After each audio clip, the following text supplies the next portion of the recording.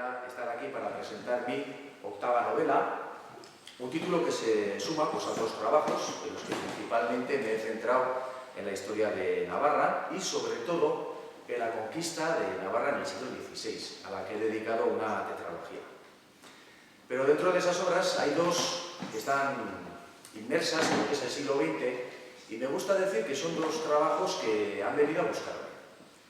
El primero fue La Escondida, una revolución entre cañas de azúcar, en la que contaba con las vicisitudes de unos emigrantes vascos que se trasladan a México a comienzos del siglo XX para trabajar para otros vascos que tenían negocios en la costa del Pacífico.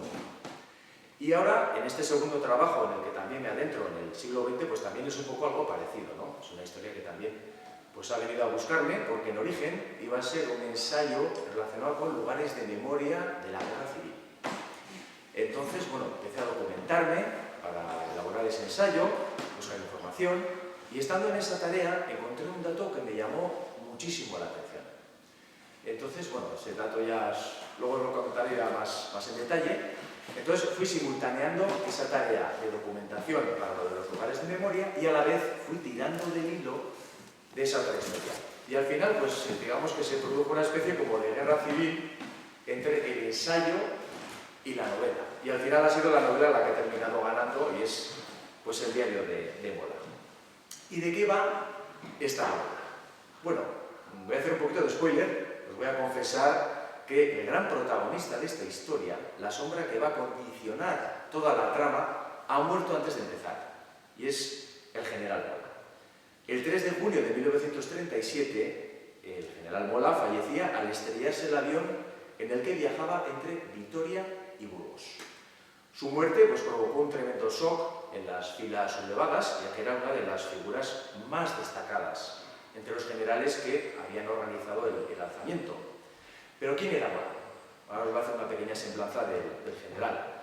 Pues había nacido en 1887 en la Cuba, que todavía era una colonia española, y era hijo de un oficial de la Guardia Civil y de una cubana. Él va a hacer carrera militar y va a ir subiendo en el escalafón gracias a la guerra de Marruecos. Es decir, es uno de esos militares que hace carrera en esa guerra y se convierte en lo que se ha conocido como los generales africanistas. Pero además de militar, Mola tiene un segundo perfil muy interesante. Mola también era como una especie de jefe de policías. Él había sido director general de seguridad en el último año de la monarquía de Alfonso XIII, entre el 13 de febrero de 1930 y el 14 de abril de 1931. Posteriormente va a ser encarcelado, a continuación va a ser rehabilitado, de tal manera que nos presentamos en marzo. En febrero de 1936 se produce la victoria del Frente Popular en las elecciones y el nuevo gobierno tiene la sospecha, la verdad es que muy fundada, de que puede haber militares que pueden conspirar para derrocar a ese gobierno. Y entonces lo que va a hacer es, a los que considera más peligrosos los va a desterrar, entre comillas. Por ejemplo, a Franco lo lleva a Canarias y a Mola lo traslada aquí, a Pamplona. Y la verdad es que ese traslado fue un error de bulto del Frente Popular, ya que Mola, que entonces ya está empezando a preparar la sublevación, va a entrar en contacto con otro grupo que también lleva años conspirando contra el gobierno republicano y que es el carlismo. Mola, desde su puesto como gobernador militar, en Pamplona va a ir diseñando ese alzamiento y de hecho es una figura tan relevante que entre los conspiradores es conocido como el director.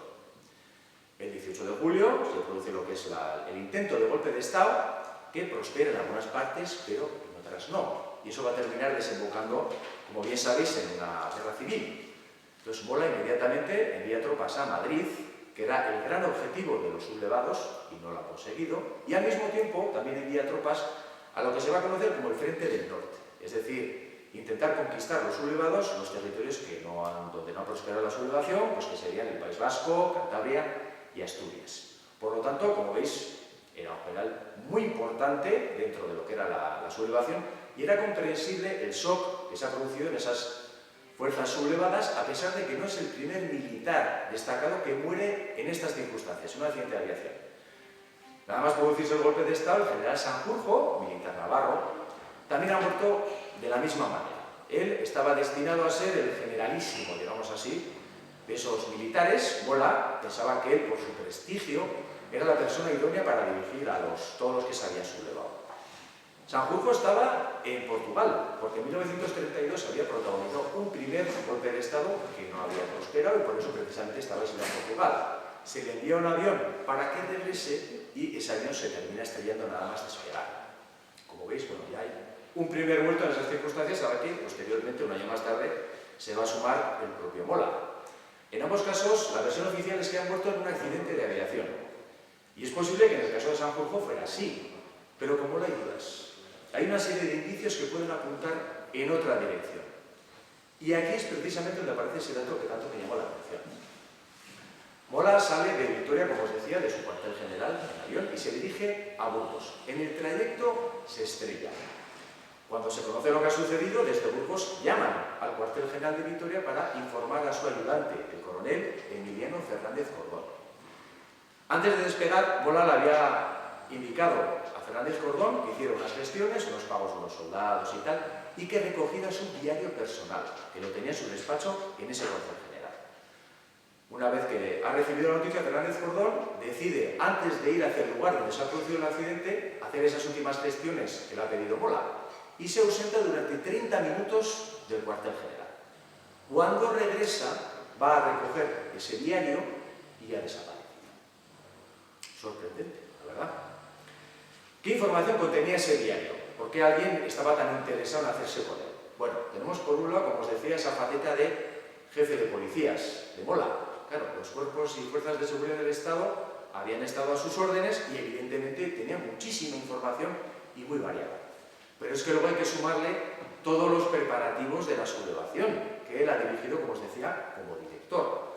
Y todo eso estaría recogido en el diario. Por lo tanto, tenía información muy sensible y que afectaba a muchas personas. Si en principio Mola ha muerto en un accidente, ¿cómo es posible que en tan solo 30 minutos desaparezca su diario? ¿Alguien se ha preocupado de llevárselo? Es muy sorprendente ese dato.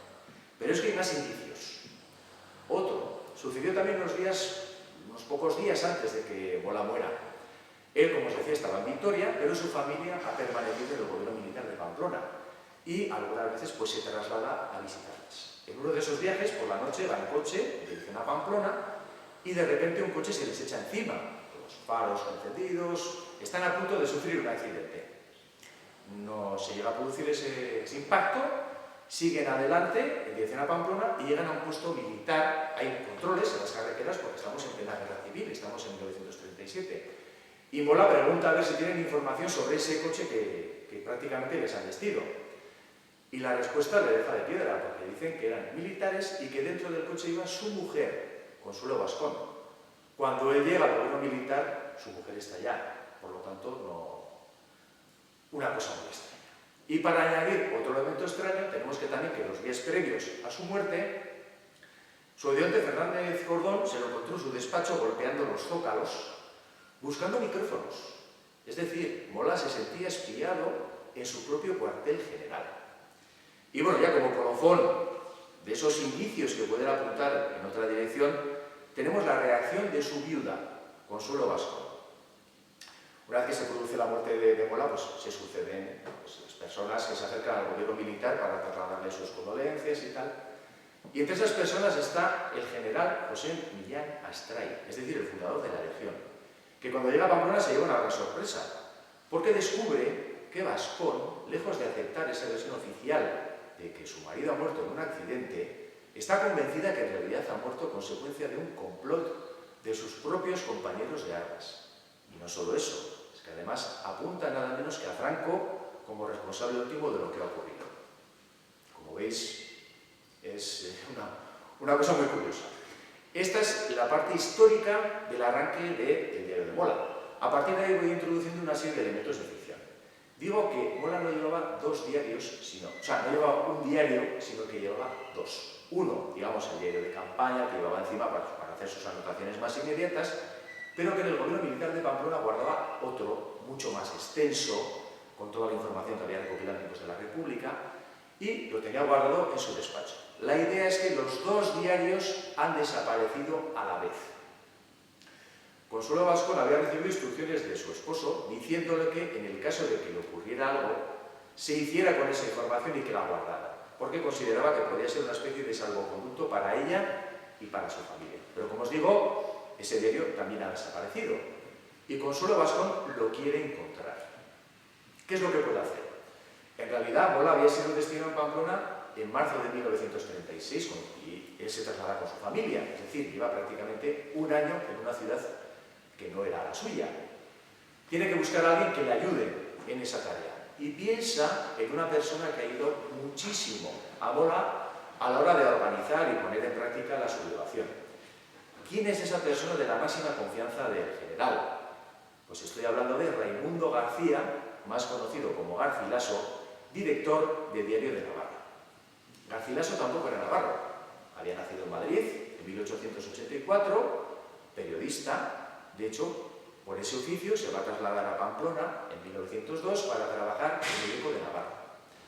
Le va muy bien, se hace un periodista muy conocido en la ciudad, de tal manera que en 1911 Diario de Navarra decide ficharlo y lo considera tan relevante que un año más tarde ya le nombra su director.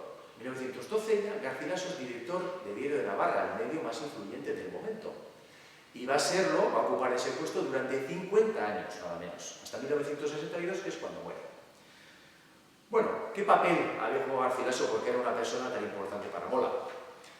Mola quería organizar una conspiración contra la República, pero no quería que fuera el clásico pronunciamiento del siglo XIX, que no fuera una cosa solamente de los militares, sino que la sociedad se sumara a esa sublevación. Y aquí, claro, hay, como os decía antes, una fuerza que está en esa línea, en esa sintonía, que es el carlismo. El carlismo está por la labor de también intentar acabar con el gobierno republicano. Y hay que intentar, Mola lo que quiere es que confluyan esas dos fuerzas, el ejército y los carlistas, pero no es fácil. Las negociaciones son complicadas, los carlistas ponen sus condiciones a través de su rey Alfonso Carlos de Borbón, la corte está en San Juan de Luz, en Biarritz, está el delegado Falconde, que claro, quieren poner sus condiciones a esa sublevación. Y ahí aparece Garcilaso. Garcilaso lo que va a hacer es contactar con la cúpula del carlismo, más afín a hacer lo que sea necesario con tal de acabar con la República, de tal manera que va a conseguir que el carlismo se sume a esa sublevación de Mola. Ahí está el papel de Garcilaso. Pero es que incluso va a hacer de enlace entre Mola y Sanjurjo. Garcilaso se va a trasladar a Portugal para informar a Sanjurjo de los planes de Mola y que quiere que él sea ese generalísimo. Y bueno, por eso Sanjurjo está preparado cuando llega el momento de coger el avión con esas consecuencias que os comentaba. Este es un poco el origen de la novela. Cómo arranca, cómo empieza la trama, ¿no? Tenemos ahí a Garcilaso, que tiene ese papel, a Consuelo Vascón, que quiere encontrar ese diario y recurre a él. Le pide ayuda a Garcilaso, sabe que es una persona muy importante, de la máxima confianza de Mola y el poder que tiene, es el director del Diario de Navarra. Y Garcilaso recoge ese guante que le ha lanzado Vascón. Y lo hace por dos motivos. Uno, sin duda, por ayudar a la viuda de su admirado general. Pero claro, Garcilaso también es consciente de la información que contiene ese diario. Y es una información en la que estarían recogidos todos los pasos que se han dado para la sublevación y sobre todo para desatar el terror que va a sufrir Navarra a raíz del golpe de Estado y que va a tener como consecuencia 3.000 personas fusiladas. Hay que pensar que en 1937 las cosas no estaban muy claras. ¿Qué iba a ocurrir en la guerra?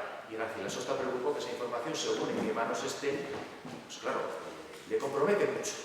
Y por eso os digo, también se va a implicar de una manera muy directa en la búsqueda del bien. Estos son los mimbres de la historia que tiene como escenario la Pamplona de 1937. ¿Cómo era en ese momento la capital navarra? Bueno, pues digamos que tenía dos caras.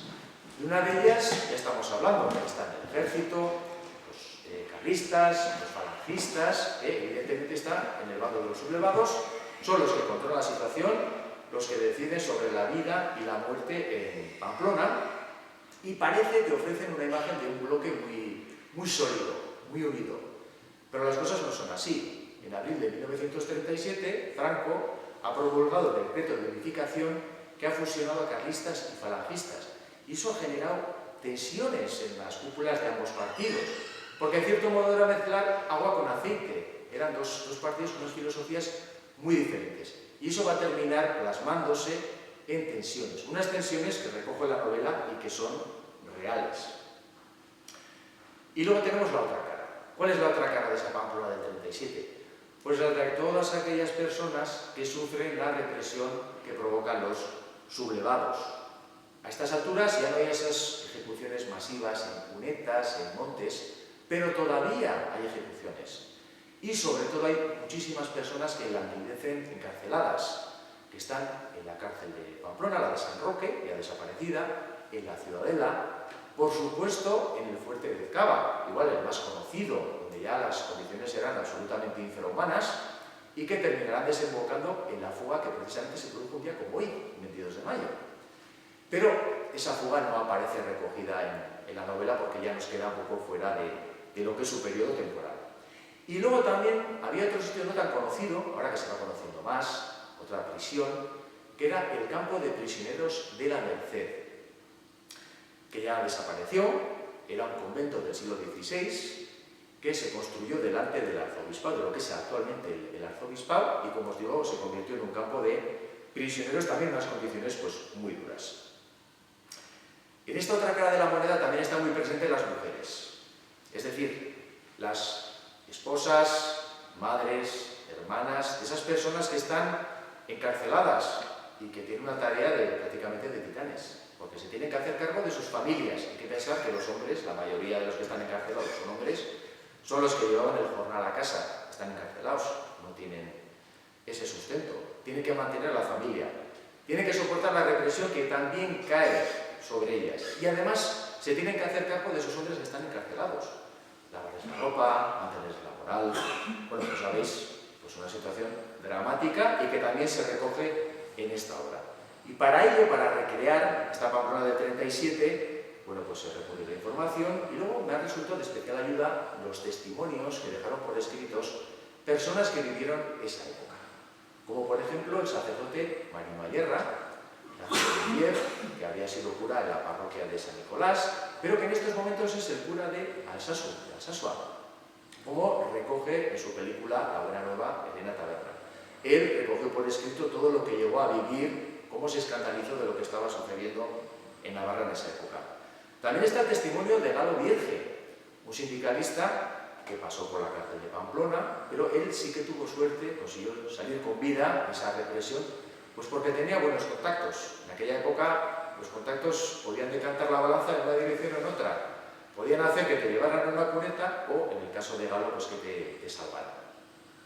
Y también tenemos testimonios de la otra cara de la moneda. Aquí encajaría Félix Maiz, que fue, bueno, era un contratista de obras, que disponía de un coche y que se convirtió en el chofer extraoficial de Mola en los preparativos del lanzamiento.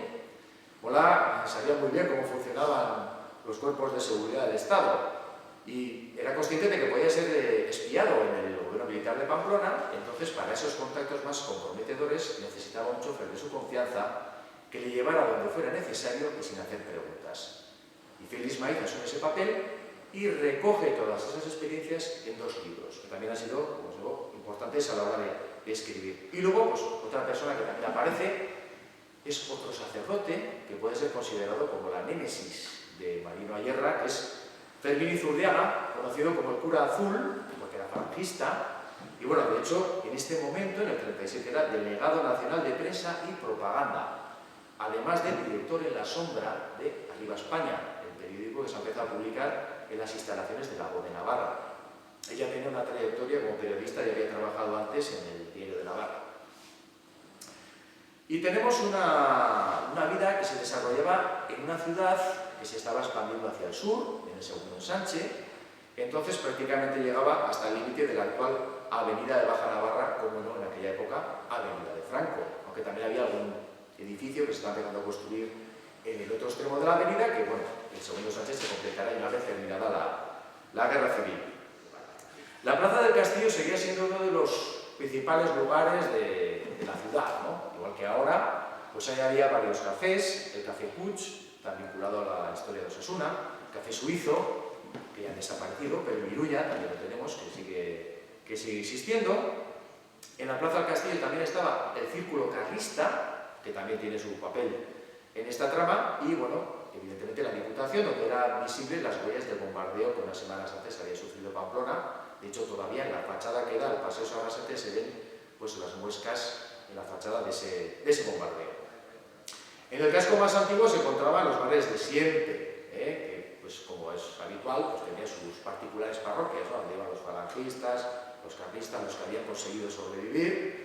Dentro de los falangistas, por ejemplo, destacaba, aunque estaba en el segundo Sánchez, Barniza, que era un bar muy de moda en aquel momento, y luego de aquellos que no comulgaban tanto con la nueva situación, pues ahí tenemos el bar Catatxú y el bar Osasuna, que tenía el mismo nombre que el club de la ciudad. También había una especie de barrio chino que se situaba en la calle Descalzos, donde estaban ubicados varios burdeles, entre los que destacaba el regentado por la Madame la Turca, cuyo nombre era Teodora Moazos-Forakis, y que, bueno, que es un auténtico personaje de película, que también tiene su papel dentro de la historia. Ella tenía pues un wig y descapotable y los galgos rusos. Bueno, es un personaje muy curioso. Así era la Pamplona de ese momento histórico, marco en el que se desarrolla El diario de Mola, que es una novela pues, de corte policíaco, casi diría con tintes de novela negra, y que a través de una investigación de corte policial pues va haciendo aflorar acontecimientos poco conocidos de esa época y la brutal represión que se vivió en Pamplona en aquella época.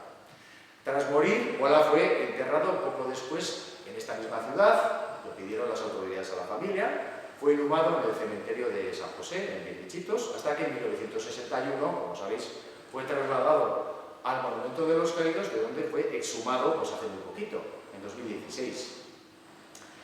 ¿Pero qué pudo ocurrir con su diario? Bueno, pues alrededor de lo que pudo pasar he montado una teoría, que es la que desarrollo en esta novela, y eso es lo que os animo a descubrir leyendo El diario de Mola.